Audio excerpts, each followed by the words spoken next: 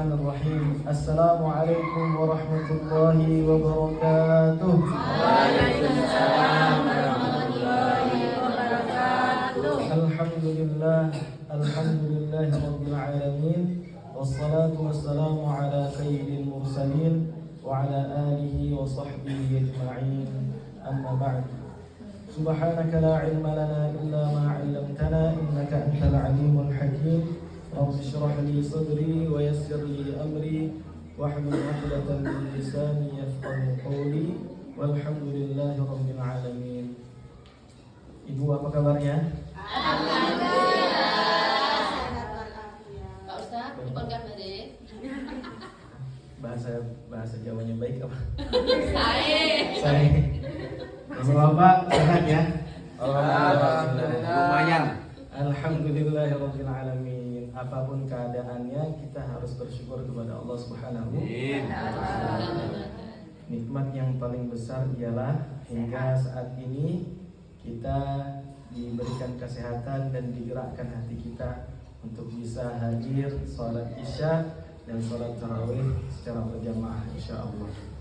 Salawat beserta salam tak akan pernah kita lupakan, kita panjatkan kepada junjungan kita Nabi besar Muhammad sallallahu alaihi wasallam, karena berkat jasa-jasa beliau dan juga para sahabat-sahabat mujahidun fillah, kita bisa merasakan nikmatnya ibadah pada Allah Subhanahu wa taala, terlebih lagi pada bulan suci Ramadan ini. Para jamaah, bapak-bapak, ibu-ibu yang dimuliakan oleh Allah Subhanahu wa taala, malam kemarin dan juga malam sebelumnya kita telah membahas tentang keistimewaan yang Allah berikan kepada orang yang berpuasa, ialah doanya mustajab. Kemudian malam kemarin kita membahas tentang makna atau manfaat dari doa yang kita panjatkan kepada Allah Subhanahu wa taala. Maka malam ini kita akan membahas tentang waktu-waktu mustajab untuk berdoa berdasarkan hadis-hadis Rasulullah sallallahu alaihi wasallam. Karena tadi diingatkan Ustaz, malam Jumat ini kita kajian hadis katanya. Sudah, berarti nanti pembahasannya waktu-waktu mustajab yang dikabulkan, yang dikabarkan oleh Rasulullah sallallahu alaihi wasallam melalui hadisnya. Yang pertama, bapak-bapak, ibu-ibu sekalian, Rasulullah sallallahu alaihi wasallam bersabda, "Yanzilullahu ta'ala ila sama'i dunya fi sulusai lail akhir." Allah Subhanahu wa taala itu turun ke langit bumi di setiap pertiga malam. Tapi turun jangan kita bandingkan atau jangan kita bayangkan seperti makhluk yang turun, kita turun, enggak. Tapi di sini rahmat Allah, kasih sayang Allah yang turun. Kemudian lanjutan hadisnya, apa kata hadis Rasulullah SAW? Man yad'uni fa'astajibulah. Siapa orang yang berdoa kepadaku, kata Allah, fa'astajibulah, maka akan aku ijabah, kabulkan. Wa man yas'aluni fa'utih. Siapa yang minta kepadaku, maka akan aku beri. Wa man yastaghfiruni fa'aghfirullah.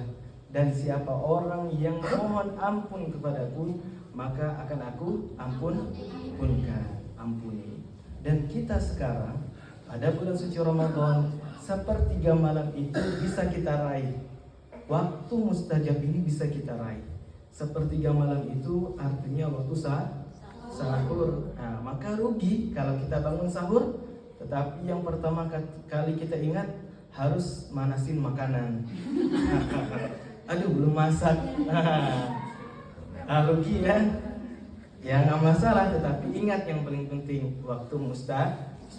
Minimal karena bulan puasa, Allahumma innaka afuwun karim tuhibbul afwa fa'fu 'anna. Ataupun kita pengen doa, ya Allah, jadikan saya orang kaya, amin, yang sehat, amin, yang baik, amin, yang dermawan, amin, ahli sedekah, amin. Minimal seperti itu ya. Maka mulai malam ini ketika bangun nanti sahur, jangan lupa untuk berdoa. Itu waktu yang pertama yang dijelaskan oleh hadis Rasulullah SAW. Kemudian waktu kedua ialah hadis ini diceritakan oleh sahabat Nabi Abi Umamah. Beliau mengatakan dan beliau bertanya kepada Rasulullah, "Ayu du'ai asma'?" Doa yang mana atau kapan doa itu yang paling didengar oleh Allah Subhanahu wa taala? Artinya yang mustajab. Kata Rasulullah sallallahu alaihi wasallam menjawab, "Fi jawfil lailil akhir," yaitu di sepertiga malam, dan wa fi duburi shalawatil maktubat, dan setelah salat 5 waktu. Nah, ini waktu kedua nih.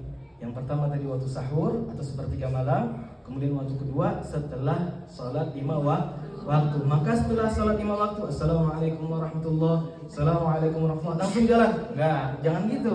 Yang minimal doa minta ampun atas segala dosa, minta ampunkan dosa-dosa orang tua, guru-guru, dan lain sebagainya. Jadi setelah sholat 5 waktu maka jangan sampai langsung pergi, tetapi minimal harus doa karena waktu mustajab. Kemudian yang ketiga, nah waktu ketiga ini disampaikan oleh hadis Rasulullah SAW, la yuraddu du'a, tidak tertolak doa bainal azani wal iqamati, antara azan dan iqamah.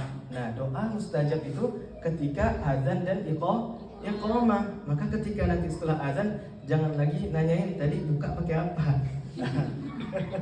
Udah lewat ya, udah masuk ke perut. Mau ditanya kasih tahu juga gimana. Tadi gimana? Jangan, tapi sibuklah untuk berdoa. Ya tadi berdoa bebas ya, apa aja terserah. Lebih-lebih lagi pada bulan suci Ramadan. Nah, ini yang ketiga. Nah, yang terakhir, kalau banyak-banyak nanti susah hafalnya ya. Yang terakhir ini gampang ya. Sampaikan kata Rasulullah SAW, walis-shaimi hina yuftir. Jadi ada 3 golongan yang tidak tertolak doanya, dan salah satu golongannya adalah orang yang berpuasa, dia berdoa ketika hendak berbuka puasa. Nah, jadi kalau kita di Indonesia biasanya itu sebelum buka puasa di masjid kita baca istighfar bareng-bareng. Astaghfirullah, asyhadu an la ilaha illallah, astaghfirullah, as'aluka ridhaka wal jannah wa a'udzubika minan nar. Sebelum berbuka, ketika beduk baca doa sama-sama. Allahumma laka sumtu, bagi yang pakai doa itu. Kalau yang lainnya dhahabadh dhammu talatil uruqu dan lain sebagainya. Jadi ketika mau masuk waktu berbuka, boleh fokus dengan makanan yang di depan, boleh, tapi setelah doa ya. Nah, doa penting. Jadi ada 4. Yang pertama ketika waktu sahur, kemudian yang kedua ketika setelah sholat 5 waktu, yang ketiga azan dan iqamah, yang keempat sebelum berbuka. Maka insya Allah 4 waktu ini kita ingat, kemudian jangan sampai kita tidak berdoa di 4 waktu istimewa ini. Diijabahkan oleh Allah Subhanahu wa taala segala doa yang kita panjatkan. Kurang lebihnya mohon maaf Bapak Ibu sekalian. Billahi taufiq wal hidayah. Wassalamualaikum warahmatullahi wabarakatuh.